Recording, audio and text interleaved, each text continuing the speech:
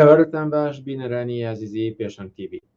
خۆشحاڵە من بنار مستەفا ئەمڕۆ 28 ئایاری 2022 دێمەوەلاتان بۆ پێشکەشکردنی بەرنامەکانی پێشەنگ تیڤ.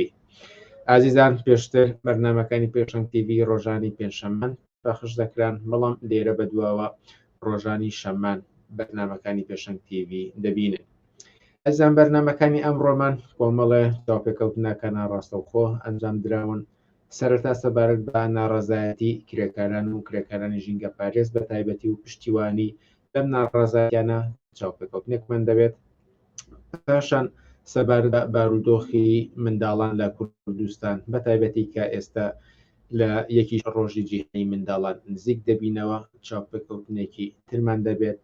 وا لە کۆتایینامەکانی ئەمڕۆژمان تایبەت دەکەین بە دۆخی ئەمڕۆی ئەوروپا لە سایی جەنگێکە لە ئوکرانیا بەدەچێت و کۆمەڵێک دیاردە و ئاکامی ترکە پێش هاتوون وەکوەوەی کە بۆ نەفلەند و سوید داوای ئەندامەتیان کردووە لە ناتۆ و ئەوەی کە تورکیا ناڕەزایەتی دەربڕیوە. ئەم بابەتانە لە بەرنامەکانی ئەمڕۆی پێشەنگ تیڤ داوتوێ دەکەین.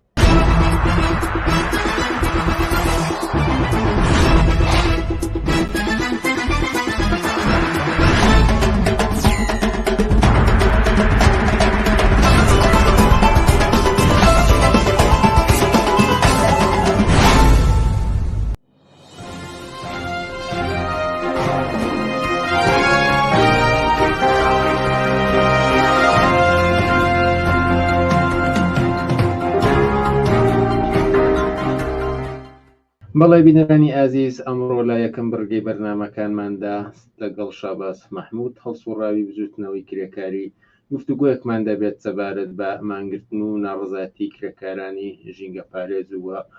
ناڕەزایەتی کرێکاریەکان بەگشتی. شاباس مەحموود، سپاس بۆ ئامادەبوونت لە سوپێی پێشەنگ تیڤ. سپاس بۆ ئەم دەرفەتە. ناڕەزایەتی کرێکارانی ژینگە پارێز لە ماوەی ڕابردوودا زۆر پەرەی سندووە، بە تایبەتی دادەڤەری ڕابردی. ئەگەر بە شێوەیەکی گشتی پرسم کە ئەم ناڕەزایەتی کرێکاریانە لە ماوەی ڕابردوودا سەرچاوەی بۆچی دەگەڕێتەوە؟ دیارە ناڕەزایەتی ژینگە پارێزان تازە نییە، بەڵام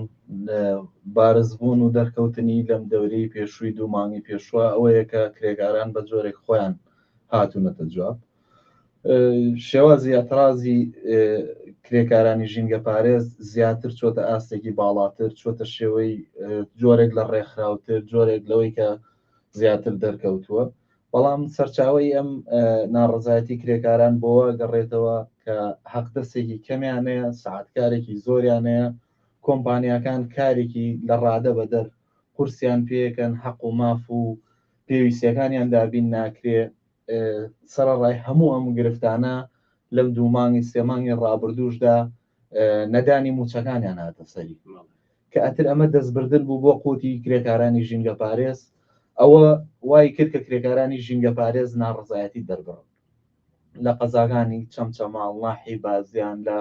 سنووری چوار قوڕنا، ڕانیا، سەیسایە، یعنی لە زۆربەی قەزا و ناحیەکانی دەوروبەری پارێزگای سلێمانی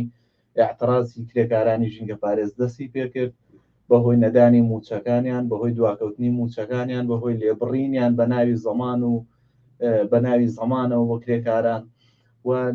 سەعاتکارەکانیان لە بەعزێک لە کۆمپانیەکان سەعاتکاری ئیزافی کاریان پێەکەن، هیچ حسابێکیان بۆ ناکرێت. ئەم ناڕەزایەتی کرێکاران بەرحەقەوە حتمەن هۆکارەکەی ئەوەیە کە فشارێکی زۆر لەسەریانە و کارێکی قورسیان پێکرێەوە، حەقدەستەکانیان نەک کەمە ناشدرێت بە جۆرێک. بەچی گەشتوێت تاوەکو ئەم ماوەی ڕابردوو چەندین خۆپشاندان و تەنان پشتیوانی واژۆکۆکردنەوەش بۆ کرێکارانی ژینگە پارێز دەربڕاوە، تا چی قۆناغێک هاتووە و دەپێشەوە ئەم سەرکەوتن گەاندنی ئەم ناڕەزایەتیانە؟ دیارە بە جۆرێک لە جۆرەکان کرێکارانی ژینگە پارێز لە قەزا و ناحیەکان بە شێوازی جیاجیا لە فۆرمی جیاجای خۆیان ڕێخستووە، توانیوانە چەند جار ڕێگاگرتنیان کردووە، چەند جار ئاکسۆنیان کردووە، خۆپشاندانیان کردووە، مانگرتنیان کردووە. ئاخرین شت ئێمە وەکو ستافی دەنگی کرێکار کەمپینی پشتیوانیمان ڕاگەاندەوە بۆ کرێکارانی ژینگە پارێز بە تایبەتی کەیسی و 200 کرێکاری کە لە سنووری ڕاپەڕین بڵێن لەسەر کار دەرکراون لە بیانووی دەرکردنەکەشانەوەی کە عەقدی ساڵانەی کۆمپانیاکە لەگەڵ حکوومەتی هەرێمی کوردستان کۆتایی پێهاتووە بە قۆنتەراتکاری ڕاستەوخۆ سەرۆکایەتی شارەوانی و ئیدارەی قەزای ڕاپەڕین منتیقەی ئیدارەی ڕاپەڕین ڕاستەوخۆ هاتووە بە شێوەی قۆنتەراتی کارەکەی یا بە کۆمپانیاش لەم بینە بە فرسەتی زانیوە جۆرێک لەوە نزیکی بە 200 کرێکار و شۆفێر و مراقیبی کۆمپانیای پێشووی بێکار کردو نردونێتە ماڵەوە بێەوەی هیچ حەق و امتیازاتێکیان پێبیرێت بێەوەی هیچ سەرچاوەیەکی داهات و ژیانیان نەبێ بۆ خۆیان و خانەوادەکانیان. ئێمە لەم چوارچێوەیە وەکو ستافی دەنگی کرێکار وەکو تاکە بڵاوکراوی دەنگی کرێکاران لە کوردستانە هەستمان بەوە کرد کە پێویستە کەمپینێکی پشتیوانی لە ئاستی ناوخۆی جیانی شەڕابگەێنین بۆ ئەم کەیسە و بارزکردنی وە جێڕانەوەی کرێکاران بۆ سەر کارەکانیان. پێویستە بە بۆچوونی تۆ کرێکارانیشی کە پارێز و کرێکارانی بەشەکانی تریش چی ڕێگەیەک بگرنە بەر بۆ ئەوەی کە ئەم خواستانیان بێتە دی و لە ئایندەشدا ڕوبەڕووی شتی هاوشێو نەبنەوە. دیارە کرێکاران لە هەر شوێنێک و لە هەر ناوەندێک لە هەج مەجال و فیەیەکی جیاوازا بن لە هەر ڕشتێکی مەجالەکانی کارکردنا کرێکاران کارکەن سەرەتایی ترین شت ئەوەیە کە بتوانن خۆیان ڕێخن لە هەر شێوازێک کە بۆیان نەکرێ بە شێوەی ڕێکخرا و بە شێوەی دەستە بە شێوەی گروپ بتوانن لە دەوری یەک بن خۆیان ڕێکخراوکەن بۆی کە هیچ کۆمپانیایەک هیچ ناوەندێکی کار نەتوانێت فشاری ڕاستەخۆ بکات سەر کرێکاران بۆی بتوانن لەسەر کار نەتوانن لەسەر کار دەریان کەن نەتوانن حەقدەستەکانیان تاخیرکەن نەتوانن موچەکانیان نەدەن لە هەموو ئەمانەیە بتوانن کرێکاران ئەگە یەکگرتوو بن ئەگەر ڕێکخراو بن ئەگەر لە دەوری یەک بن ئەتوانن بەرپرسی هەموو فشارانی کۆمپانیا و دەسەڵات بدەنەوەنێ بە بڕوای ئێمە باشترین فرسەت بۆ کرێکاران خۆ ڕێخستنە تر لە هەر جۆرە فۆرمێکە ئایا ڕێکخراوە دەستێ گروپە کۆبوونەوە گردبوونەوەیان لە دەوری یەکلانی کەم کۆبوونەوەی گشتی لە ناو خۆیانە و دەستنیشانکردنی نوێنەریان کە ئەمە باشترین جۆرە یعنی بە جۆرێک ئێستا لە قەزا و ناحەکان کرێکارانی ژینگە پارێز توانیویانە قسەکەرانیان دەرکەوتووە بە جۆرێک نوێنەران دەستنیشان کراون بە جۆرێک کۆبوونەوەیان کردو لە ناو خۆیانە هەڵسوڕاوانی کرێکاری وەکو ڕێکخراوی کرێکارانی بیناسازی وەک ستافی دەنگی کرێکار هەموو ئەو کەسانێک کە بە جۆرێک مدافعکارن لە زوتنەوەی کرێکاری و لە کرێکاران بە تایبەتی لە پشتیوانیانن بۆ خۆ ڕێخستنیان بۆ کۆبوونەوەیان لە دەوری یەکتری بۆی نوێنەرانی خۆیان دەستنیشانکەن بتوانن لە بەرامبەر کۆمپانیاکانە قسەکەری خۆیان نەبێت توانای دەربڕین و گەیاندنی خواست و داواکانی کرێکاریانیان هەبێ لەم چوارچەوەیەدا ڕێکخراوی کرێکارانی بیناسازی و ستافی دەنگی کرێکار درێخیان نەکرۆ لە هەر شوێنێک کرێکارانێک ویستە بێتیان خۆیان ڕێبخەن ئێمە هاوکار بووین پشتیوان بووین و گەشتونەتە لایەن و ئەوەی توانی بێتمان لەگەڵیانە بۆ خۆڕێخستنیان ئەنجامانداوە. واتە بڵێن ومێدێک هەیە بەوەی کە ئاستی ڕێکخراوبوونی کرێکاران بچێتە ئاستێکی باڵاترەوە. حتمما کرێکاران ناچارن بۆی خۆیان ڕێکخەن فشارەکانی دەوڵەت کۆمپانیاکان بۆ سەر کرێکاران ڕۆژ بە ڕۆژ فشارە و گوشارەکان زیاترە بن ڕۆژ بە ڕۆژ لێگرتنەوەی موچەکان و نەدانی موچەکانیان و هێنانە خوارەوەی حەقدەستەکانیان کەمە بێ کرێکاران تاکە چەک بەدەستیانەوە ناچار خۆ ڕێخستنیانە لە هەر شوێنێک کرێکاران ڕێکخراو بن ئەتوانن دەستکەوتی زیاتریان بێ ئەتوانن موچەیەکی شایستەتریان بێ ئەتوانن کارێکی جۆرێک سەلامەتریان بێ یعنی دەست بردن بۆ ڕێکخراو بوون بە دەستهێنانی کۆمەڵێک لە ئیمتیازاتەکانە بۆ کرێکاران بۆیە کرێکاران ئەم جارە ناچارن کە خۆیان ڕێکخراو بکەن چونکە فشارەکان هێندە زۆرە نەدانی موچەیان دەستبردنە بۆ قوتی خۆیان و خانەوادەکانیان بێکارکردنیان کە بێکارکردن لە کوردستان بۆتە شتێکی زۆر ڕۆتین کۆمپانیایەک بەی عازی بەڕێوبەرێک دەتوانێت ڕۆژ لە یەک ڕۆژدا لێک چرکە بێ ئەوەی لێپرسینەوەیەک لەلایەن حکومات لەلایەن وەزارەتی کار لەلایەن بەڕێوەبەرایەتەکانی کارەوە هەبێ ئەتوانێت بەیەک چرکە بەیەک تەلەفۆنی بەڕێوەبەرێت 100 کرێکار بێکارکە بینێرێتەوە ماڵەوە بێ ئەوەی هیچ شتێک دەربەسێکی بێت لە ژیانی خۆی و خانەوادەی کرێکارەکان مەداخەوە کە ئەمە خاتە بوونی هەیە قسێک ئەگەرمان بێت و بەگرنگی بزان ئاماژەی پێ بدەنەوە دواوتێک سەبەر بە ناڕەزایەتی کرێکاران لە کوردستان دیارە من لەم فرسەتە ئەمەوێ بە هەر بانگەوازی هەموو خەڵکێکی ئازادی خواز و مدافع لە کرێکاران بکەم کە ئەو کەمپینی ڕامانگەیاندۆ بۆ پشتیوانی لە کرێکارانی ژینگە پارێز بە تایبەتی و 200 کرێکاری کە لەسەر کار دەرکراون بە هەر شێوازی بۆیان نەکرێ پشتیوانی کەمپینەکەمان کەن لە ئاستی ناوخۆ و دەرەوەی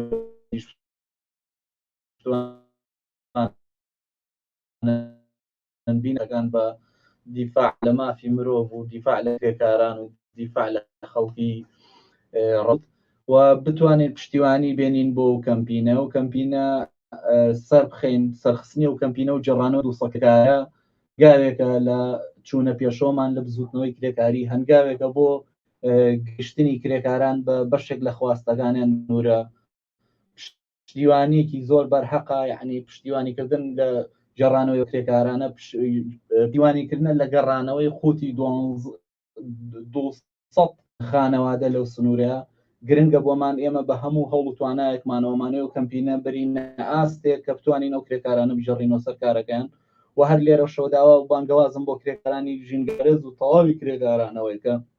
خۆیان ڕێکخراوکەن هەر جۆرێک ئیمکان هەیە لە هەر ناوەندێکن لە هەر شوێنێکن لە هەر کۆمپانیا و کارگەیەکەگەن ئەگە بتوانن لایانی کەم ناتوانن ڕێکخراوی خۆیان دروستکەن دەستە دروستکەن نوێنەرانی خۆیان دەست نیشانکەن کۆبوونەوە ساس بەندەناو خۆیانە بۆ پێویستیەکانیان چییە داواکانیان چییە یعنی بتوانن لە دەوری یەک یەکگرتووی کرێکاران ئەتوانێت ڕوبەڕووبوونەوە بەرپەرزانەوەی کۆمپانیا و خاوەنکارەکان هێرشەکانی ئەوان نەتوانێت ڕاگرێ بۆ سەر کرێکاران بە بڕای من تاکە چەکی دەستی کرێکاران خۆ ڕێکخراو بوون و لە دەوری یەکبوونە شاباس محمود هەڵسوڕای بژێتنەوەی کرێکاری لە ستافی دەنگی کرێکار سوپاس بۆ ئەم دەرفەتەی پێداین ساز بۆش ئازیزان هوچانێک دەدەین و بەردەوام دەبین لەسەر پێشکەشکردنی بەرنامەکانە داگەڵمان بمێنەوە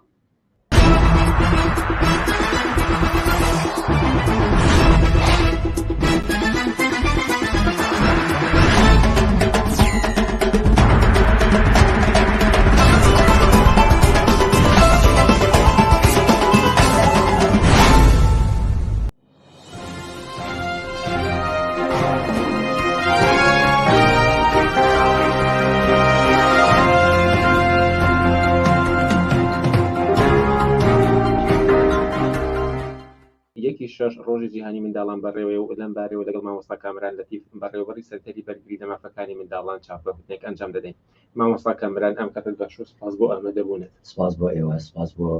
پێشەنگ تیڤی شش ڕۆژی جیهانی منداڵان بەڕێوەیە دۆخی منداڵانی کوردستان چۆن ئەتوانین هەڵسەنگێنین لە ئەمڕۆی کوردستاندا دووبارە دەستان خۆش بێ و سپاس بۆ ئەم فرسەتە دیارە لە پێشوازیەکی شەشین کە ئێمە ئەگەر دقت بین هەلومەرجی ژیانی مناڵان لە کوردستانە و بە شێوکی گشتیش لە سەر تاسەری جیهانا بینین هەلومەرجی مناڵان لە خراپترین ئاستیایەتی لەبارەی کە هەم کێشە و شەق و ململانی و ئاوارەبوون و دەیان ڕووداوی تر هەیە کە لە کوردستانە ئەتوانین فرسە دەبێت بەڵێ ئێمە بڕوانین مەسەلەی مناڵان هەم لە ڕووی پەروەردەیەوە هەم لە ڕووی تەندروستی و لەسەر هەموو ئەو بوارانی تر و کۆی ئەو هەلومەرجی کە ئەمڕۆ مناڵانی تایە لە هەلومەرجێکی تەواو خراپدایە بۆچی لەبرەوەی کە لە چەند ساڵی بەتایبەتی لە چەند ساڵ ڕابردووە ئەبینین پرۆسەی پەروەردە چەندین هەم قۆناغ چۆتە دواوە بە حکمیەوەی کە هەم جەنگی داعش کە ڕووبەڕی کوردستان بۆ کوردستان کە زەرمەندی یەکەم بوو بە کۆمەڵێ چەندین شەپۆل هاوڕێ کردە کوردستان بەمەش هەم زۆرفی ئابووری موچەخۆران تێکچوو لە هەمان کاتشا زۆرفی قوتابخانەکانیش بە شێوەیەک لە شێوەکان فشار و زەختێکی زۆر لەسەر بوو بۆ یەکە بینین بەڵام ئەگەر دەردێک پرسیار بکەم پێشترش باس لەوە کراوە کە ئاستی پەروەردە بەو شێوەیە نەبووە کە بۆ مامۆستایان دەخوازن مەبەستان ئەوەیە کە لەوەش زیاتر هاتوۆتە خوارەوە یاخود ئێستا زۆر بە تایبەتی خراپتر بوو بەڵێ پێش جەنگی داعش ئێمە بۆ خۆمان دنیاک تێبینی و سەرنجمان هەبوو لەسەر پرۆسەی پەروەردە بەڵام لە دوا ئەو جەنگی شەڕی داعش کە ڕووبەڕی کوردستان بۆ ناوچەکە بووە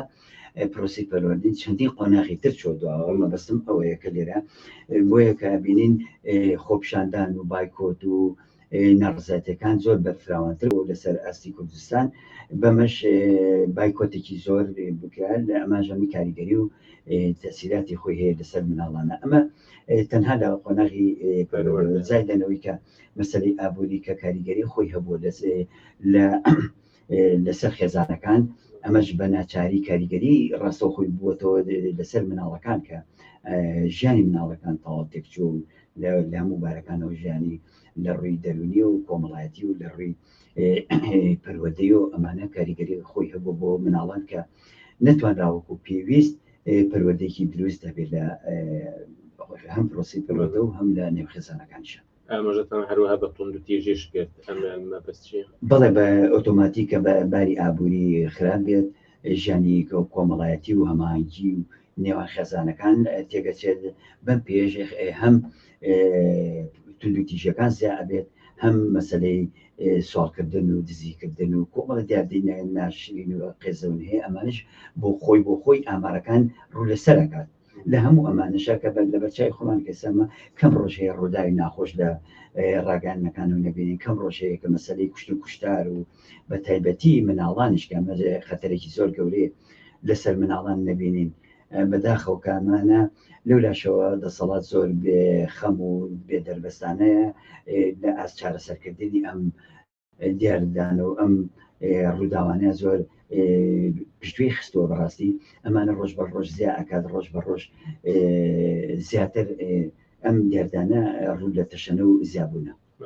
بەڵام کێ بەرپرسی سەرەکیە لەوەی کە دۆخی منداڵان بەم شێوەیە کە ئێوە ئاماژەتان پێدا؟ هەڵبەتە باسم کرد کە دەسەڵات بەرپرسی یەکەمە لەم نەهامەتی و دەردەسەریەوە ئەوەی کە توانرات زۆر باشتر بکرێت بەڵام بەداخەوە هەم پرۆسی پەروەردە هەم وەکو مناڵەوەی کە لە ڕووی یاساییەوە لە ڕووی ئەوەی کە مناڵ پێویستە لە ژیان و هەلومەرجێکی تەواو شەرافەتمەندا بێت خەریکی خوێندن و پرۆسی پەروەردە بێت خەریکی یاریکردن و تەرفیع بێت بەڵام بەداخەوە لە هەلومەرجێکی سەختی ئاوایە کە دەسەڵات پێشگوێ خستووە ئێستا لە ناچاریە پێویستە کار بکات بە ناچاری خێزانەکان مناڵەکانی خۆیان خەنە بەردەم کارکردن و کارێکی زۆر ئەکات و کە ئەمەش بۆ خۆی تەسیراتی تەندروستی هەیە لەسەر مناڵەکە چەندین سەعات کار ئەکاتوە لە ڕووی توند و تیژیەوە ڕوبەڕووی کەسانی خراپ ئەبنەوە لە ترافیکەکان چەندین سەعات ئەمێنەوە لەبەرخۆر ئەمێنەوە ئەمانە هەمووی کۆمەڵە هۆکارێکن کە مناڵانی ئەمڕۆ دووچار بەتەوە بەداخۆ لە پێشوازیەکی شەشان ئەبواە باشترین هەلومەرجان بۆ بڕەخسایە ئەوە بیلۆ بکرایەتەوە کە یاسای پاراستنی مافەکانی مناڵان گۆڕانکاری تیاکرایە بە عقاری باشتر بەڵام بەداخەوە بینین مناڵان نەک هەر بیرێکیان لای یەکی شەش و ڕۆژی جیهانی خوانیە بگرەوەی کە ژیانیان ئەوەی کە سەختتر بۆ لە نێو خێزانەکانە بگرە پەرپەرێتی ئەرک و بژێوی خێزانەکانیان گرتوتە دەست کە ژیانی ناڵی خۆیان فەوتاوە ئەمانە بۆ خۆی مناڵ پێویستە خزمەت بکرێ و جگە لە خوێندن و یاریکردنی شتێکی کەی نەبێت بەڵام بەداخۆستا لە خێزانەکان ئێمە ئەرکی بەرپرسیارەتی خێزانەکان خراوەتە سەرشانێن ئەمانە هەموو کۆمەڵە هۆکارێکن کە دەسەڵات بێ دەربەستە و پشتوی خستووە ئەوەی کە بووی مەسەلە نەبێ مەسەلەی مناڵانە. هیچ پرۆژەیەک هیچ هەوڵێک ئەبینیت کە ئومێدی پێ بکەی کۆتایی بەم دۆخی منداڵان بێنێت بەرەو باشتری بەرەدانی کەم؟ من هیچ کاتێک ڕەشبین نەبووم بەڵام ئەوەی کە بەداخەوە ئەیبینم لێرایە پرۆژێک لەو شوی کە بەڕێزت باسیەکەی نییە لەوانەیە هەوڵێک لێرە لەوێ هەبێت لە ناوچێکی دیاریکراوە یا بە شوێکی مەحدود ئەمانە هەبێت بەڵام ئەمەش ناکاتەوەی کە مەسەلەی مناڵان بەرێتە پێشتر یا قۆناغێک بێتە پێشتر ئەوەی کە لێرە هەیە مەسەلەن هەموو جوودی شخصیە یاخود بە شێوەیەکی دیاریکرا و لە شوێنێکی دیاریکراوە من لە دەسەڵات ئەوەی کە دەسەڵات پرۆژێکی زۆر گەورەتر و هینێکی هەبێ بۆ چارەسەری مناڵان بەداخەوە لە ئێستانی ئەی پێشبینی ئێوە پێشنیاری ئێوە ڕێگە چارەی ئێوە کوستەنتەری بەرگری لە مافەکانی منداڵان چییە بۆ تێپەڕاندنی منداڵان دەم دۆخەی ئێستا و چوونی منداڵان بۆ نێو جیهانی منداڵی خۆیان؟ هەڵبەتە ئێمە هەر لە سەرەتایدا مەزراندنی سنتەری بەرگری لە مافەکانی مناڵان یەکێک لە خاڵە هەرە گرنگەکان و ئامانجە گرنگەکانی ئەوە بووە جێپێخستنی جاڕنامی جیهانی مافەکانی مناڵان بووە و ویستومانە هەموو سەرجەم ئەو مافانی کە هەیەە بە شێوەیەکی عەمەلی لە نێو یاساکانی کوردستانە جێپێخرێت بۆیە هەوڵمانداوەوە لە پێناو ئەم ئامانجەشە سنتەری مناڵان دروست بووە بەداخەوە کە بینین ئێستا ئێمە هەمیشە هەوڵمانناوە لەوەی کە ئەمانە بە هەر شێوازێک بە شێوازی فشار بێت بە شێوازێکە لە ڕێگەی ڕێکخراوەکانەوە بێت لە هەر شێوازێک بێت ئێمە بتوانین لایانی کەم جێکەینەوە لەنێو یاساکانی کوردستان. ڕاستە لەوانەیە کۆمەڵی یاسای پاراستنی خێزانی و کۆمەڵی یاسای کار و کاروباری کۆمەڵاتی ئەمانە هەبێت، بەڵام ئەوەی کە گرنگە لێرە ئەمانە کاری پێ ناکرێت. ئەلبەتە ئێمە کەموکوڕیمان هەیە لە یاساکانە، بەڵام بەو شێوەیە نییە. ئەگەر ئەو یاسانی کەدانراوە ئەگەر بێت جێبەجێ بکرێت لەوانەیە کۆمەڵێک کێشە و کۆمەڵی کێشە و گرفت هەیە لە کۆڵ بێتەوە، بەڵام گرنگە لە جێبەجێبوون وینەکایە کە تا ئێستا دەستی بۆ نەبراوە بە شێوکی عەمەلی ئەمانە جێپێخرێت. بۆ نمونە مەسەلەی کاری مناڵان لە قانونەکە قەدەغەی کردو، بەڵام بینین بە لەسەر ئەرزی واقع مناڵان کارەکات، مناڵان بەرپرسیارەتی مناڵان ژیانی مناڵی خۆی لە دەستداوە. ئەمانەکە چۆن ناکرێت بۆ ئەوەی کە چۆن ڕێگە بەمانە بگیرێت کە منداڵ ئیتر پێویست نکات ئەرکی خێزان بگرێتە ئەستۆ؟ ئەبێت ئێمە یەکێکی وەکەوەی کە خۆمان بەداخەوە کە ڕێکخراوی ئێمەش بە شێوەیەکی با بڵێن دیاریکراوە ئەم کار و چالاکیانەی، بەڵام نەوەستاویندەوە. بەڵام لە هەمان کاتیشا ئەبینینەوەی کە هێشتا زۆری ماوە بۆ ئەوەی کە ئەمانە نزیک بێتەوە لەوەی کە نەمێنێت یاخود بنەبڕکرێ هیچ نەبێت کەم کرێتەوە. دواوتەی ئێوە لە پێشوازی ڕۆژی جیهانی منداڵاندا چییە؟ من ئومێد دەکەم ئەوەی کە ئەم ساڵ دەستپێکیەوە بێت بۆ ئەوەی کە ژیانی مناڵان چیتر لەو نەهامەتر و دەردەسەری و لەو قەیرانە لەدایەکانە نەمێنێتەوە، چیتری تر ژیانی مناڵی خۆیان بەرنەسەر و پرۆسی پەروەردە ببێتە بەڕاستی پەروەردە و فێرکردن بێ بۆ مناڵان، جێگەیەک بێت بۆ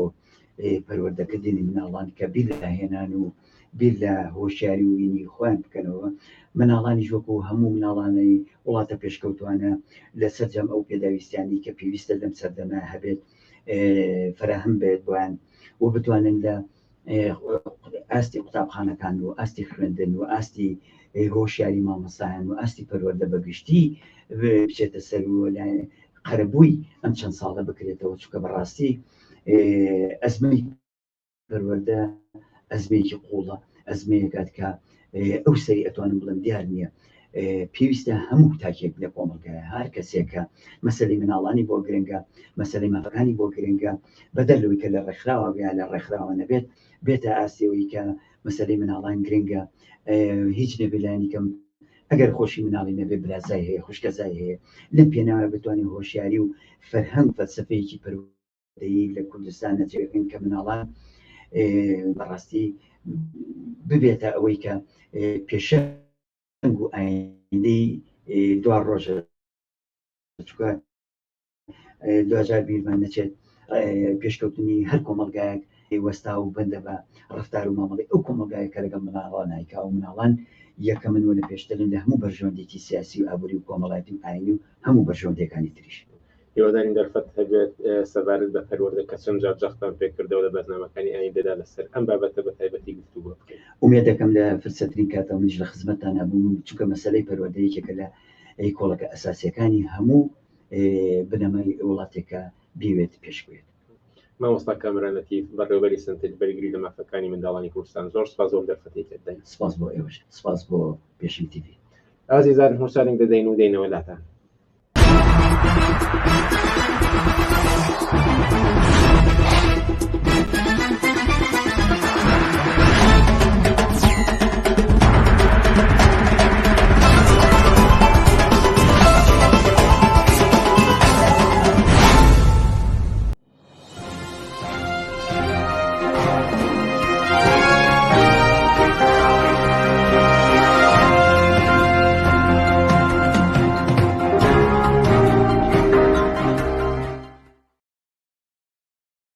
بینەرانی عزیز، بەردەوامی لەسەر پێشکەشکردنی بەرنامەکانمان و سەبارەت بە جەنگ لە ئوکرانیا، جەنگ لە ئەوروپا و ئەو پێشهاتە و ئاکامانی کە بە دوای داهاتوون چاوپێکەوتنێک دەکەین لەگەڵ ئیبراهیم حوسێن. ئیبراهیم حوسێن، ئەم کاتت باش و سپاس بۆ ئامادەبوونت. ئەم کاتەی ئێوەش باش و سپاس بۆ دەرفەتە. سەبارەت بە جەنگی کە لە ئوکرانیا لە ماوەی 3 مانگی ڕابردوودا ڕوویداوە هێرشی رووسیا بۆ سەر ئوکرانیا و کۆمەڵێک ئاکامی بەداهێنا و لەسەر زۆرێک لەوانە من ئەمڕۆ پرسیارم دەبێت بەڵام بە شێوەیەکی گشتی ئەگەر سەرەتا بپرسم ئێستا لە ئەوروپادا چی ڕوادات؟ ئێستاوی کە لە ئەوروپادا ڕوئەدات جەنگێکی گەورەیە جەنگێکە کە هەموو چارەنووسی کۆمەلگای بەشەری ڕوبەڕووی مەترسی گەورە کردوتەوە. ئەوروپا گۆڕاوە بە کوتلەیەکی گەورە لە میلیتاریزم و ئەسکەرتاریەت و نەئەمنێکی گەورە باڵی بەسەر کۆمەلگای ئەوروپیدا کێشاوە، گرانی و گەرگرانی و چوونە سەری ئەفسانەی نرخی پێداویستیەکانی ژیان لە نان و زەیت و هەرچی تۆ پێی دەڵی پێداویستی ژیان ئەمەی بەخۆوە بینیوە. هەموو ئەوانە هەلومەرجێکی جەنگی و ئەوروپا ئەوەی کە ئەمڕۆی بینین میلیتاریزەت بوون و ئەسکەرتاریەتێکی گەورەیە کە نەکەر ئەوروپا بگرە تەنانەت هەموو بەشەریەتی ڕوبەڕووی پێشهاتی مەترسیدارتر تەنانەت لەوەی کە تا ئێستاش ڕوودەدەن کردوتەوە. باشە، هۆکاری ئەم دۆخە چییە؟ باز لەو دەکرێت کە ئەمە پوتینە سەرۆکۆمارێکی سەرکێشە و بڕیاری داوە جەنگ بکات بە ڕووی ئوکرانیا و ئوکرانیا وڵاتی ڕادەستی نەکردووە. بەڵام ئەگەر ئێوە تەوزیحێکدەن لەم بارەیەوە بۆچی ئەوروپا ئەمڕۆ گەشتوتە ئەم دۆخێک کە ئێستا ئێوە پێناسەتان کرد؟ ئەوەی کە پوتین و دەوڵەتی رووسیا دەستی بۆ ئەو لەشکرکێشیە بردووە ڕواڵەتی مەسەلەکەیە و یەکێک لە فاکتەکانە. بەڵام ئەوەی کە ڕوئەدات کۆتایی پێهاتنی خوێناوی نەزمی سیستەمی تاکجەمسەری تا ئێستاە کە تیایدا ئەمریکا ڕابەرایەتی ئەو دنیا تاکجەمسەریەی کردووە، هەروەکو چۆن سەرەتای سەرهەڵدانی نظامی تاکجەمسەری بە سەرکردایەتی ئەمریکا و بە سەرکردایەتی ناتۆ و بە سەرکردایەتی ئەمریکا دەرکەوتنێکی خوێناوی بوو. هەروەکو بینیمان مەسەلەن سەرەتای دەستپێکردنی ئەو نەزمە بە جەنگ و کوشتاری گەورە لە ئەوروپا لە خودی یوغزلاڤیا بە خۆڵقاندنی کوشتارە قەومیەکان لە جەرگەی ئەوروپادا دەستی پێکرد و دواتریش بینیمان کە هەمان ئەو شەپۆلی وێرانکاری و میلیتاریزم و ئەسکەرتاریەتە کە تیایدا قەرار بوو نظامی تاکجەمسەری و ڕابەرایەتی ئەمریکا بسەپێ، کێشایە شەرق و عێراقی وێران کرد، لیبیای وێران کرد، سووریای وێران کرد. دەیان تراژیدیای گەورەی ئینسانیمان بینی کە قەرار بوو بەهایەک بێ بۆ سەپاندن و جێگیرکردنی ئەو نیزامە تا قوتبیە ئەگەر سەرەتاکەی بەو خوێن ڕشتن و وێرانکاری و بەرەو پاشەوە گێڕانەوەی هەمەلایەنەی بەشەریەت بوو. ئێستاش کۆتایی پێهاتنی ئەو تاکجەمسەریە بە هەمان شێوە خوێناوی و ترسناک و مەترسیدار خەریکە تەواو دەبێەوەی کە ڕوئەداوەیە کە ئەم نیزامە تاکجەمسەریە کە تێیدا ئەمریکا و ناتۆ قەرار بوو بڕیار لەسەر هەموو شتێکی دنیا بدەن، قەرار بوو پۆلیسی دنیا بن، خەریکە کۆتایی پێدێت دەرکەوتنێکی خوێناوی وە کۆتایی پێهاتنێکی خوێناوی ئەو سیستەمی تاکجەمسەریەی تا ئێستاە کە لە نەوەتەکانی سەدەی ڕابردەوە دەستی پێکرد. ئەوەی کە پوتین ئەم کار بۆچی پوتین لەم هەلومەرجەیە دەستی پێکرد دەستی برد بۆ ئەو کاردانەوەیە یان بۆ ئەو هێرشە سەربازیە لایەکی دیمەنەکەی لایەکی تری بێگومان خودی مەیلی ناتۆ ئەوە لە سەروشیان و ئەمریکا بۆ دەستپێکردنی بۆ ڕاگرتن و بۆ هێشتنەوەی ئەم نەزمی تاکجەمسەریە بوو، بۆ ڕێگەگرتن بوو لەوەی کە ئەم دنیا تاکجەمسەریە تا ماوەیەکی تر درێژە بچێشێ. بەڵام دیارە بەو ئاڵوگۆڕانی کە لەوەز دنیا هاتوتە پێشوە بۆ بەهاتنە سەری ئەو هێزانەی تر لە دنیای سەرمایهداری هاوچەرخە لە چەشنی سین و رووسیا ئەمە دەرکەوت کە ئیتر ئیمکانی نییە ئەوەی کە پێویستە بوترێ ئەگەر دلیلێکیان لایەکی ئەم سیناریۆی جەنگ و میلیتاریزمە پوتین و دەوڵەتی رووسایە بێگومان و بێ هیچ ئەملاو ئەو لایەکەی تری خودی مەیلی ناتۆ بۆ فراوانبوونە بۆ گەورەبوونە بۆ ڕێگەگرتنە لە ڕەوەند و ڕەوتی هاتنە سەری رووسیا وەکو هێزێکی گەورە وەکو قوتبێکی تر لە دنیای داهاتووە کە بێگومان دنیاکی تاک جەمسەری نابێت دنیاکی چەند جەمسەری دەبێت هەر خودی نوێنەرانی مەحافلی سیاسی ڕۆژئاو لەوانە خودی ئەمریکا چەندی ساڵ پێشێستا ئەویان ڕاگەیان باسی ئەویان کرد کە باشترین شت بۆ ڕێگەگرتن لە گەورەبوون و هاتنە سەرەوەی دووبارەی باوڵین رووسیا و سین و ئەوانە ئەوەیە کە ئەم جەنگە ناتۆ گەشە پێ بدەن ناتۆ گەورە بکەن ناتۆ ڕابکێشن ئەوەندەی کە لە ئیمکانیاندا هەیە ئەوەی من بیرم بێ خودی ئەم جۆ بایدن سەرۆکی ئەمریکا 2007 باسی ئەوەی کردووەیان ئەڵێ باشترین شت بۆ ئەوەی کە بتوانین ئەم تمۆحانەی رووسیا بۆ گەورەبوون دابمرکێنینەوە ئەوەیە کە ناتۆ بەرەو ڕۆژ هەڵاتی ئەوروپا گەورە بکەین وردی ئەم جەنگە بەرهەمی دوو نیازە نیازی ئەمریکا بەجەنگ ناتۆ بەجەنگ بۆ پەرەپێدانی با بڵین ناتۆ و لەلایەکی تریشەوە نیاز و پێویستی رووسیا بەوەی کە وەکو یەکێک لە نوێنەر و ئەندامە بەڕێزەکانی دنیا تاریکی سەرمایهداری بەڕەسمی بناسرێت باستان لەو کرد کە ئێستا دنیا بووەتە چەند جەمسەرێک ئەکری هەڵسەنگانە بکەین بڵین کە کام جەمسەر لەمانە باشترە رووسیا یاخود ئەمریکا و ناتۆ بە بڕوای من باشی ئەوەی کە بڵین کام جەمسەر باشە بەمانایە خەریکە ئێمە دەچینە پشتی یەکێک لە کاراکتەرەکانی ئەم سیناریۆی وێرانی و میلیتاریزم و ئەسکەرتاریەتەی کە ئێستا بەسەر دنیادا سەپاوە بێگومان لە ڕوانگەی بەشەریەتەوە هەردوو قوتبی هەردوو جەمسەری ئەم بربەریەتە ئەم میلیتاریزمە ئەم وێرانکاریە بە ئەندازەی یەک کۆنەپەرست دواکەوتوو دژی ئازادی دژی بەشەرن بۆ مانایە هیچیان ناتوانین بێگومان هیچ بۆ چوونێکی ئازادی خوازانە هیچ بزوتنوێکی ئازادی خوازانە ناتوانێت لەو هاوکێشەیەوە دەست پێ بکات کە چیان باشترن یان چیان خراپترن ئەم دوانە دوو قوتبی ئیمپریالیستی سەرمایهداری هاوچەرخن کە شەڕی دابەشکردنەوەی دنیا دەکەن بە قیمەتی وێرانکردنیشیان بە وێرانکردنی کۆمەڵگاکان بە قیمەتی داسەپاندنی میلیتاریزم و جەنگ بۆ پێ لە ڕوانگەی بەشەرێتی ئازادی خوازەوە لە ڕوانگەی چینی کرێکارە لە ڕوانگەی کۆمونیزم و ئازادی خوازیەوە هەردووچی ئەو قوتبە دوو قوتبی دژی کرێکاری دژی بەشەرین لە کۆمەڵگای بەشەریدا کە بەداخەوە ئەمڕۆ ژیان و چارە نووسی بەشەریەتیان لەدەستدایە ئەگەر نیزامێکی سیاسی ئازادی خواز هەبوایە ئەگەر ئەو دەوڵەت و هێزانە دەوڵەتی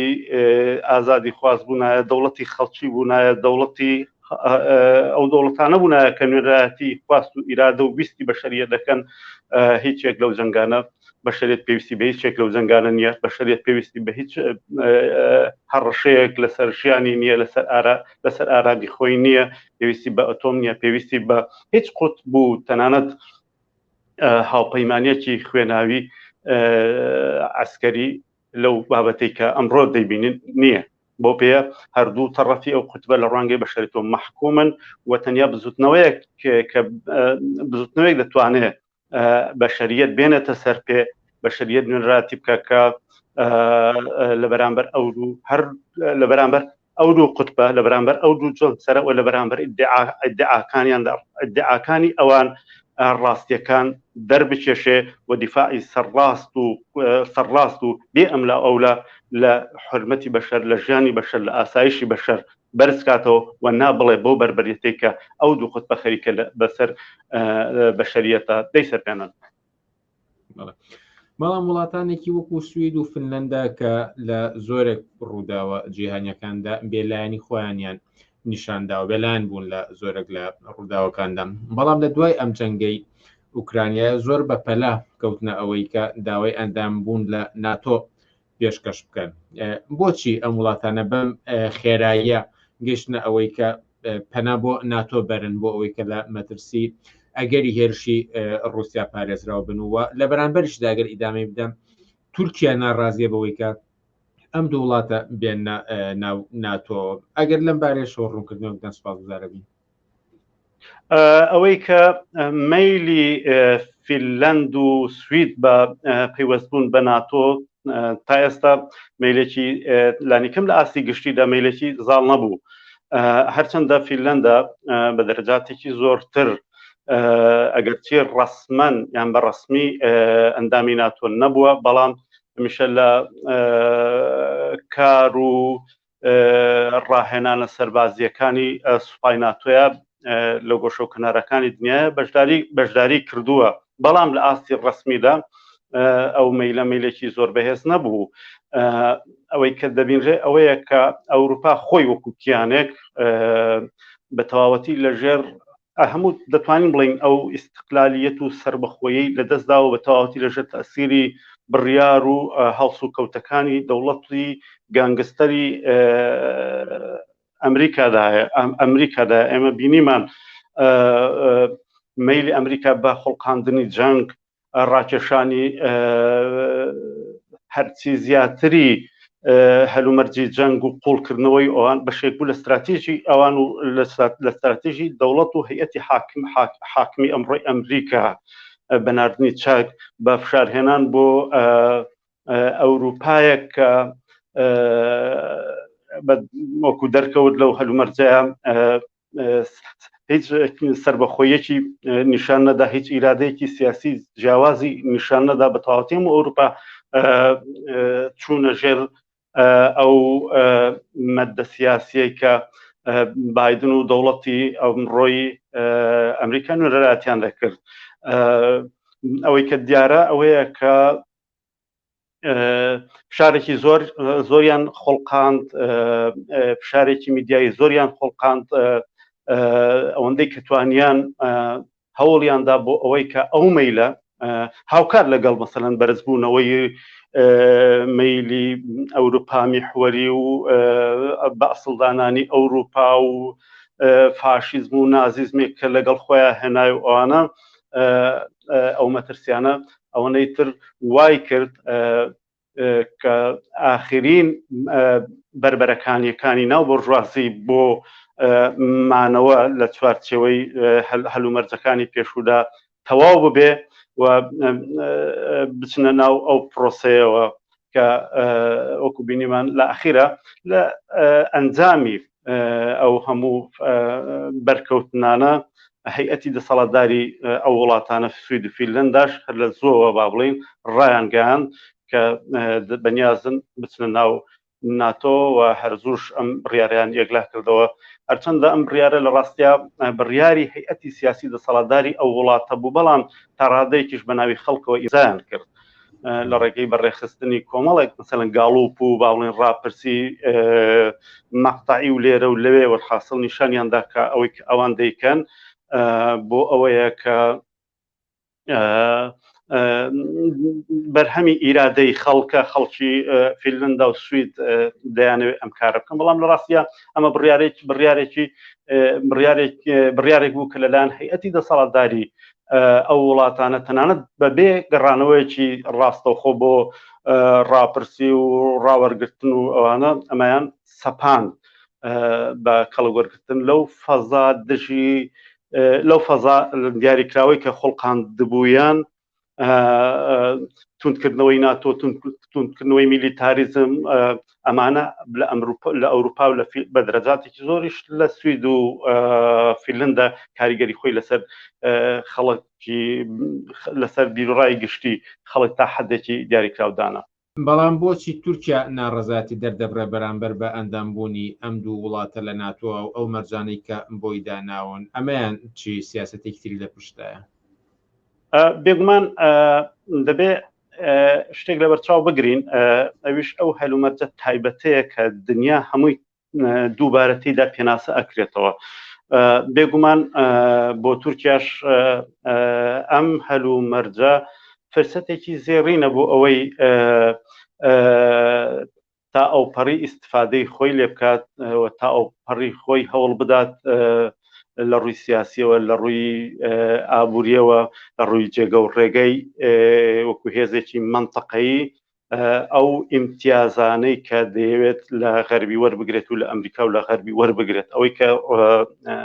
فینلەند، ئەوەی کە تورکیا بەم شێوەیە و لەو هەلومەرجەدا ئەو سیاسەتە دەگرێتە بەر، ئەوەی کە ڕایگەیاندووە بە حسابی ئەوەی کە مثلا وڵاتانە لانکەی تیرۆرن و ئەو هێز و بزوتنەوانە داڵدە دەدەن، لەبەر ئەوە مخالفە یان ڕێگە بە هاتنە ناوەوەی سوید و فینلەند بۆ ناتۆ نادا. ئەمە مانۆڕێکی سیاسیە بۆ وەرگرتنی ئیمتیازات لە چوارچێوەی ئەو دنیای کە تێیدا هەموو هاوکێشەکان، جێگە و ڕێگەی دەوڵەتەکان، جێگە و ڕێگەی هێزەکان دیاری ئەکرێتەوە. بێگومان بۆژوازی و دەوڵەتی تورکیش دەیەوێت لەو هەلومەرجە ئەو پەڕی ئیستفادەی خۆی لەو هەلومەرجە بکات. لەلایەک لایش ترش ئێمە دەزانین ڕاستە تورکیا یەکێک لە هێزەکانی ناتۆ بە وەکو سوپایەکی گەورەی ناتۆ ئەوانە، بەڵام لە هەمان کاتدا چەندین ساڵە وەکو هێزێک لە پشتی دەواازەکانی ئەوروپا داناوە و مافی ئەندامەتیان لە یەکێتی ئەوروپا پێڕەوە نەبینیوە. بێگومان ئەو یاریکردنە بۆ نەکرد بۆ تورکیا، تەنانەت بۆ زۆر دەوڵەت و هێزی تریش هەلومەرجی ئەوەی خۆڵقاندووە کە داواکاریەکانی خۆیان بخەنە سەر مێز و بیانەوە زۆرترین ئیستیفادە لەو هەلومەرجە بکەن. بەڵام ئەوەی کە تورکیا بەڕاستی چەند دەیەوێت بەواقعی باڵێن ڕێگەلەوە بگرێت، ئەو دوانە ئەو دوو هێزایان ئەو دوو دەوڵەتە سوید و فینلەندا بن بە ئەندام، پێدەچێت تەنیا بۆ ئەو کارتێکی فشار بێ بۆ ئەوەی کە سەهمی بۆژوازی تورکی لە بەرچاو بگیرێت و جێگە و ڕێگایەکی زۆرتری پێڕەوە ببیژێت، وەکو یەکێک لە هێزەکان و پۆلیسەکانی ناوچە قبوڵی بکەن. هەموو ئەو هەوڵانی کە تورکیا دای لەو ماوەیە مەسەلەن هێنان تەرمێزی وەفدی مفاوزی ئۆکرانیەکان لەگەڵ ڕووسەکان و ئەو هەوڵە دیبلۆماسیانەی کردی تا ئەگا بەوەی کە ئێستا مەسەلەن باسی ئەوە دەکات کە بەو دەلیلی کە خۆیان باسی یەکەن ڕێگەن مەیلیان بەوە نیە کە سوید و دەنگ بدەن بە ئەندامبوونی سوید و فینلەند، هەمووی بەشێکە لەو هەوڵانەی بۆژوازی تورکیا بۆ ئەوەی کە لە تەرتیباتی داهاتووی دنیای داهاتووە جێگە و ڕێگایەکی زۆرتر، ئیمتیازاتێکی زۆرتر بپچڕن. ئێستا لە ئەوروپادا دڵ و ترس و دڵڕاوکەیەکی زۆر بەناو خەڵکی و دانیشتوانان لە ئەوروپادا بوونی هەیە. ئێوە ئاماژەتان بەوەدا کە هەردوو ئەم جەمسەرە مەحکومن. خەڵکی لەم نێوەدا چی ئەڵتەرناتیڤێکی تری لە بەردەمدایە ئەگەر ئەم دوو جەمسەرە جیهانی مەحکوم بن و بەڵام لە هەمان کاتە ترس و دڵڕاوکێکی زۆریش لە جەنگ، لە گرانی و لە هەموو ئەوەی کە ئاماژەتان پێدا بوونی هەیە؟ ڕاستی ئەوەی کە لە ئەوروپا هەیە، لە تەنانەت لە دنیاشا هەیە ترس و دڵڕاوکێ و نیگەرانێکی گەورەیە کە نیگەرانێکی واقعیە، چونکە ئەوەی کە هەمومان دەیزانین هەر ئینسانێک مەسەلەن ئەمڕۆ ئاگاداریەتی ئەوەیە کە ئیتر ئەم جەنگە جەنگێکی گەورەیە ئەو هێزانەی کە کەوتونەتە ناو ئەو ڕوبەڕووبوونەوە و چێبەرچێ هەمویان هێزی گەورەی نەوەوین کە توانای لە بەریەک هەڵۆشاندن و وێرانکردنی ژیانیان چەند جار هەیە بۆیە ئەو ترسونی گەرانیانە ترسونی گەرانێکی واقعین ئەوروپا بەشەریەت بەتایبەت لە ئەوروپا مەسەرەن کە تا ئێستا پێم وابوو ئەم منتقەیەکی ئامنە و دوورە لە شەڕ و دوورە لە ڕوودانی ئاوارەی ملیۆنی و کارەساتی لەو ئاستەی کە مەسەرەن لە سووریا و لیبیا و لە ترابلۆس و دمەشق و شوێنانە ئەبینرێ ئیمکانی نییە ئەوروپا ڕۆژێک لە ڕۆژان ئەمە بینێ ئێستا بەشەری ئەوروپی بەشەر لە ئەوروپا مەسەرەن ئەبینێ ئەتوانێ مەسیری هەمان ئەو مەسیرە بێت کە چەند ساڵێک پێشە تا ئێستاش مەسەرەن خەڵکی رووسیا خەڵکی سووریا مەسەرەن تووشی بوون خەڵکی دیمەشق و بەغدا تووشی بوون خەڵکی گۆشەکانی تری پایتەختەکانی تری وڵاتانی دنیا تووشی بوون ئیتر ئەم وەهمەی کە دنیا لەژێر سایەی ئەمانەیە لەژێر سایەی ئەم قوتبە میلیتاریستی و ئەسکەرتارە بۆرژوازیەدا بتوانێت ئاسایش و ئارامی هەبێت بووە بە هەڵم و هەموو کەسێک دەزانێت لە هەر لەحظەیەکە دەتوانرێت ئەمانە ژیان و چارەنووس و ماڵ و حاڵی خەڵک ڕوبەڕووی ئەو کارەسات و نائەمنی بکەنەوە کە ئێستا خەڵکی ئۆکرانیا تووشی بوو خەڵکی کێف تووشی بوو هیچ واتە بە معنای دەتوانین بڵین ئەم جەنگە ئەم فەزای کشوماتیەی کۆتایی پێهێنا ئەو وەهمانەی کۆتایی پێهێنا و دەری خست کە بەشەر ئینسان لە هیچ کوێیەکی ئەو دنیاە ناتوانێت بەتەمای ئەوە بێت ژیانێکی ئارام دەتوانێت بژی قەت ناتوانێت مەسەلەن ڕوبەڕووی ئەو چارەنووسە بێتەوە بەشەری غەربی ڕوبەڕووی هەمان ئەو چارەنووسە بێتەوە کە لە تاران لە بەغدا لە ترابلوس لە سووریا ئەوانە تووشی ئەبێت بەڵام ئەوەی کە جێگەی داخە ئەوەیە میدیای بۆرژوازی میدیای غەربی ئەوەنە توانیویەتی ئیرادە و ویست و شعوری بەشەری ئەم کۆمەلگایانە لە قاڵبدات کە دەرکێشانی حەقیقەتی ئەو جەنگانە لە پشتی ئەو کێوی درۆ و وەهم و فریوەی کە خۆڵقاندوێتی کارێکی زۆر سەختە کارێکی هەرقولیە پێویستی بەو هێزانە هەیە کە بتوان بەڕاستی ئەو حەقیقەتانە دەرکێشن حەقیقەتی ئەو جەنگانە حەقیقەتی ئەو میلیتاریزم عەسکەرتاریەتە ئەو وێرانکاریە بە دنیا نیشان بدەن ئەوەی کە هەیە بەداخەوە ئێستا بەتابەت کە ئێمە بینیمان مەسەلەن غەرب تەسویرێکی یەکلایەنە لەو جەنگە ئەدات تەسویرێکی درۆیینە لە واقعێتانە دەدات و ئەو بزوتنەوە کۆمەڵایەتیە زدی جەنگەی کە دەست بەرێ بۆ ڕیشەی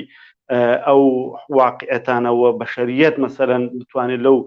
مەقتەعە زۆر چارەن و سازە و خەتەرناکەدا بکێشێتە مەیدان و بکێشێتە مەیدانی ناوتن بەو بربەریەتە لەو ئاستەدا کە پێویستە هێشتا نییە بۆیە ئەوە کاری ئەو هێزە ئازادی خوازانەی کە دەیانوێت لە دنیای ئەمڕۆیە بەشەریەت بکێشنە مەیدانی لە ئاستێکی فراواندا بەشەریەت بکێشنە مەیدانەوە لەو قودرەت و ئیمکانە بەهرەمەند نییە بەڵام ئەوەی کە هەیە ڕەتکردنەوەیەکی پاسیڤە بۆ نمونە ئێمە لە ئایاری ئەم ساڵا بینیمان مەسەلەن سەرباری ئەو ترسێک کە بەسەر خەڵکا زاڵ بوو سەرباری ئەوەی کە ترس هەبوو لە بێکاری لە گرانی لەوەی کە بەیانی چی ڕوو ئەدات بەڵام ئەم دەنگی ڕەتکردنەوەی ئەو بربەریەتە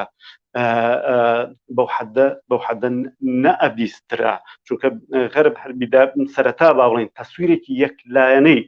لەم جەنگە خستۆتە ڕوو ئەوەی کە دەوڵەتێکی پۆتینێکی دیکتاتۆر و وەحشی و ئەوانە ئاستاوە هاتووە وڵاتێکی دیاریکراوی داگیر کردووە ئەمە ئەو تەسویرەیە ئەمەش بوو بە زەخیرەیەکی گەورە بۆ ئەوەی کە هەموو ئەوروپا تقریباً بڕواتە پشتی تەڕەفێک لە تەڕەفەکانی ئەو جەنگە و ئەمە ڕێگای کردەوە بۆی کە بەڕاستی نازیزم و فاشیزم باڵ بکێشێ. دەتوانم بڵێم ئەوەی کە ئێستا لە غەربا قسە ئاکات چەکا میلیتاریزمە وەزعیەتێکی زۆر خەتەرناکە کە لەم بەداخەوە ئێمە بزوتنەوە زدی جنگانەی دژی جنگانەی کە لە هەلومەرجەکانی پێشووتر لە بەرامبەر مەسەلەن جەنگەکانی پێشووتر بینی ومانە ئێستا بەو شێوەیە نابیندرێن. ئەمەش لە ڕاستیە شتێک پیشانەدا کە تەنیا هێزی واقعی کە بیەوێ لە بەرامبەر ئەو بربەریەتە ڕابوەستێ ئەوێ دلیلەکانی ئەو جەنگە هێزەکانی ئەو جەنگە پاساوەکانی لایەنەکانی ئەو جەنگ و ماڵوێرانی و بربەریەتە بچێشێتە دەرەوە و بە دەنجی بەرز نابڵێ بەو بربەریەتە و ئەو بەشەریەتەی کە ئێستا پاسیف دژی ئەو بربەریەتەیە ببێ بە دەنجی ئەو هێزە. تەنانەت ئێمە بینیمان زۆرێک لە بزوتنەوە چەپ ئەوانەی کە خۆشیان بە چەپ ئەزانی کەوتنە بەرێکی ئەم بربەریەتەوە بە هەر پاساوێک بێ، مەسەڵەن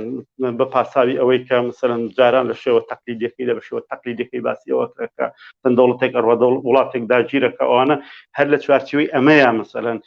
مامەڵەی هەلومەرجەکەیانە کرد. بۆیە لە نەتیجەیە وەختێک کە سەیری پاساوەکانیانەکەی لێکدانەوەکانیانەکەی لێکدانەوەیکی مەحدود تەنگ کورتبینیان لەو ڕووداوانە هێنک ئەوەی کە ئەم دنیاە ئەوەی کە ڕوو ئەدات کۆتایی خوێناوی سیستم نیزامێکی تەکوتبیە ئەوەی کە ئەو هێزانە خەریکن لەو هەلومەرجەیە دەستیانە چێتە خوێن و ژیان و مەعیشەت و ئاسایش و ئەمنیەتی بەشەر بەخاتی ئەوەی کە ئەم دنیاە لە نێوان خۆیاندا بە پێی تەرتیباتی تازە دابەش بکەنەوە. تەنانەت هێنری کێسنجەر لەو ماوەیەدا باسی ئەوەی کرد تەتا لە خود دەنگ هەندێک دەنگ هەیە لە مەحافلی دەسەڵاتدار و منەزر و لێکۆڵەر و بیرمەندانیان کە باسی ئەوەکەن کە چیتر ئەم جەنگی ئۆکرانیا بەتەنیا نییە، جەنگی نێوان ئەو ئەقتابانەیە کە خەریکن دنیا بە پێی هەلومەرجی تازە ڕەسمەکەنەوە. ئیبراهیم حسین زۆر سپاس بۆم دەرفەتەی پێداین. زۆر سپاسانەکەم و سپاس بۆ دەرفەتە کە ئێوە بێمەتاندا و سڵاو ڕێز و سەلامەتی بۆ گوێگران و بیسەرانتان. زۆر سپاس. ئازیزان خۆشەویستان، هەر لێرەدا هاتیینە کۆتایی بەرنامەکانی ئەم هەفتەیەمان. هەروەک لە سەرتاشدا پێمان ڕاگەاندن لێرە بەدووە لە بری پێنجشەممان پێشەنگ تیڤ ڕۆژانی شەممان دەبێت. واتە تا شەمەی ئایندە کاتژمێر 9 شەو بە کاتی کوردستان. کاتێکی خۆش بۆ هەموو لایەک و هەرشاد و سەرکەوتوو بن.